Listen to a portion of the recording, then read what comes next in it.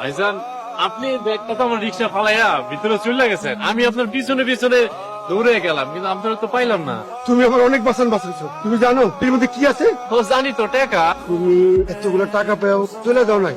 আমি আল্লাহর মধ্যে 5 ওয়াক্ত নামাজ পড়ি, আমি কি লেগা অন্য মানুষের হকের দিকে লোভ করব? রাখ। আপনার টাকা আপনার কাছে রাখেন, তাছাড়া আমি তো পুরস্কার পেয়ে গেছি। পুরস্কার পাইছো মানে কিভাবে? আমি আমার মনের শান্তি পেয়ে গেছি। মনের শান্তি টাকা পয়সায় হয় না। আমি তোমার খুশি হয়ে টাকাটা দিতে। জান, আজান হইতেছে, আমি নামাজে যাবো মসজিদে। এমন ভালো লোক এখনো আছে ভাই আলী।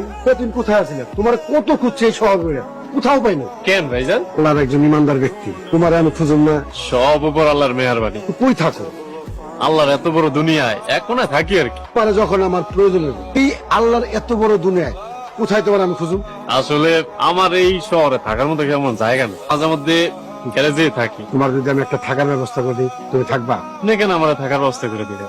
না, তুমি আমার কত বড় উপকার করছো, তার জন্য কি আমি এই সামান্য উপকারটা করতে পারি না? প্রতিদান হিসাবে আমি তো কোনো কিছু নিতে পারবো না। ভাই হিসেবে এটা আমি কিছুই করতে পারবো না। এই যেমন কইছেন, আমি যদি কোনোদিন কোনো দরকার পড়ে আপনার কাছে আসবো, কথা। এখন আমার নিয়ে আমার বাসায় চলো।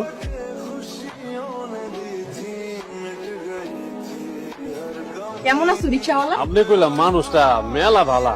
তুমি কেমনে বুঝলা? এই যে আপনি আমার মাফ করে দিচ্ছেন, আপনি আমার কথা শুনে হাসতেছেন কে? এই জীবনে কেউ বিনা অপরাধে আমার কাছে মাপ চাইতে আইছে। না না, আমি কইলাম অনেক অপরাধী। কাইল রাইতে আপনার মনে কষ্ট দিচ্ছে, কারণ আমি কাইল রাইতে সারা রাত ঘুমাইতে পারি না। অপরাধের কথা কইতাছো আলী? যে কাইল রাতে আমি আপনার এই কাস্টমার করছি, এটা একেবারে আমার পোয়া ঠিক হয় না। আশাইলে আলী, এই বিজলি এত সহজে অপমানিত হয় না। এই বিজলি হইলো ওই যে রাস্তার পাশে ড্রেন দেখতাছো, ড্রেনের মতন। এটা আপনি কি কইলেন? আপনি হইতেছেন মানুষ, হইতেছে সৃষ্টির সেরা জীব। সৃষ্টির সেরা জীব হইলো অন্য মানুষেরা, এই বিজলি না। বিজলি হইলো রাস্তার পাশে ড্রেন, যার উপর দিয়ে রাইতের ময়লা আবর্জনা ভাসে। তাইলে আপনি নিজের পাল্টান। চাইলেই কি পালানো যায়?